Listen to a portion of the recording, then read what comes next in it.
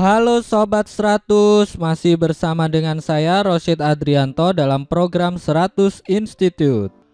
Oke, kita masih membahas soal-soal UTBK tahun 2019.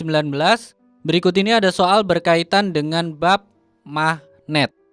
Nah, pada soal berikut ini kita akan membahas bagaimana membuat bentuk lintasan partikel bermuatan saat melewati daerah yang bermedan magnet.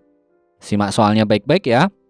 Jadi di sini diketahui ada partikel bermuatan positif Q yang bergerak dengan kecepatan sebesar V.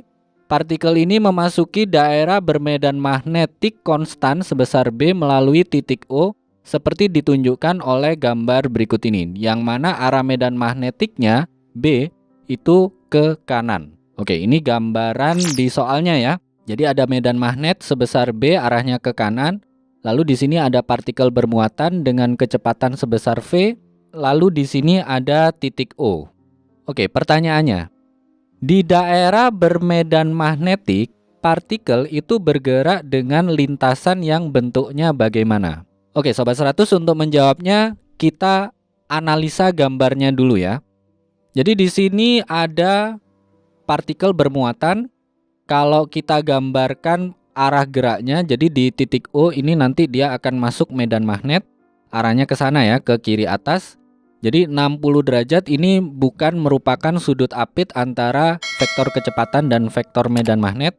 Nah, sudut apitnya yang ini. Sudut apitnya itu adalah pelurus dari 60 derajat, yaitu besarnya adalah 120 derajat. Nah, berikutnya, kalau kita gambarkan daerah yang bermedan magnet itu yang bagian ini saja, maka kita bisa gunakan kaidah tangan kanan yang mana arah keempat jari itu menunjukkan arah medan magnetnya, lalu arah jempol ini menunjukkan arah gerak partikelnya. Jadi kita tandai ya, yang mana arah jempol ini arah kecepatan, keempat jari ini arah medan magnet. Nah, dengan menggunakan kaidah tangan kanan, kita tahu arah telapak tangan ini ternyata masuk bidang gambar, sehingga pada gerakan awal di titik O nanti partikel ini akan mengalami gaya magnet yang arahnya masuk bidang gambar. Ini ditandai bentuknya silang ya. Jadi di titik O nanti gayanya ini silang, artinya masuk bidang gambar. Sehingga kalau kita gambarkan nanti partikelnya ini akan bergerak.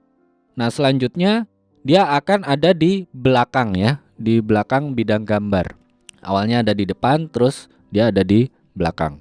Nah, selanjutnya ketika dia bergerak di belakang medan magnetnya, di sini partikel tetap bergerak ke kanan, tapi setelah di atas itu nanti dia akan bergeraknya ke bawah ya, karena akan ketarik oleh medan magnetnya. Jadi kalau digambarkan nanti dia akan bergerak ke bawah seperti ini.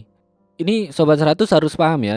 Jadi ini kan partikelnya memiliki kecepatan awal yang arahnya miring ke kiri atas. Jadi meskipun tadi di titik O itu partikelnya mengalami gaya medan magnet yang arahnya masuk bidang gambar, tapi dia masih memiliki kecepatan horizontal. Jadi meskipun sudah di atas tadi dia tetap bergerak.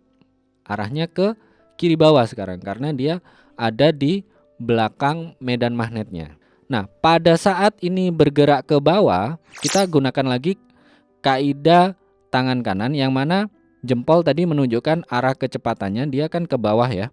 Lalu arah medan magnetnya tetap ke kanan, ini pakai arah keempat jari.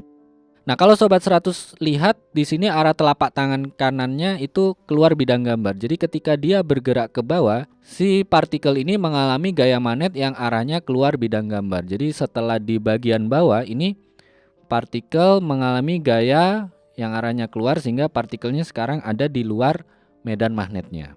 Nah, selanjutnya ketika dia di luar mengalami gaya magnet yang mana dipengaruhi oleh medan magnet B ini lagi, pakai kaidah tangan kanan ini lagi ya. Jadi ketika dia ada di luar nanti pakai yang ini, dia gerakannya ke atas. Nah, ketika bergerak ke atas ini mengalami gaya magnet yang arahnya masuk lagi nih. Nah, kayak gini. Jadi dia sekarang ada di belakang bidang gambar. Nah, ketika berada di belakang bidang gambar nanti dia akan bergerak ke bawah, yang mana nanti mengalami gaya magnet yang arahnya keluar bidang gambar, sehingga nanti di bagian bawah dia akan keluar ya, gaya magnetnya keluar, terus dia bisa keluar dari daerah yang bermedan magnet ini. Nah, jadi lintasannya seperti ini Sobat 100. Awalnya dia ada di luar, terus ke belakang, terus pas di belakang dia keluar lagi di luar medan magnetnya ya maksudnya ya. Terus memutari medan magnetnya, terus dia ada di belakang, bergerak di belakang medan magnet, terus keluar lagi. Seperti itu. Jadi kalau kita gambarkan di sini bentuk lintasannya itu adalah lintasan solenoida dengan sumbu utamanya itu sejajar dengan medan magnetik. Ini jawabannya ya Sobat 100.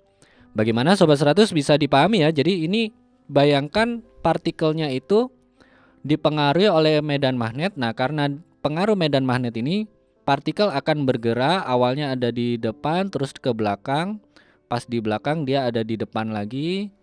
Lalu pas di depan dia didorong gaya magnet ke belakang lagi. Nah, pas di belakang dia ditarik lagi oleh gaya magnet, arahnya keluar bidang gambar. Begitu seterusnya sampai dia bisa melewati daerah yang bermedan magnet ini.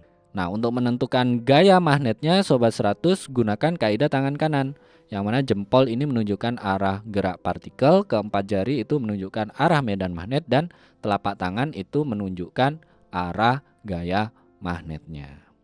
Gitu ya Sobat 100, paham kan ya? Nah, kalau Sobat 100 sudah paham untuk video penjelasan ini, Sobat 100 bisa melihat atau mempelajari video penjelasan yang berikutnya. Selamat belajar.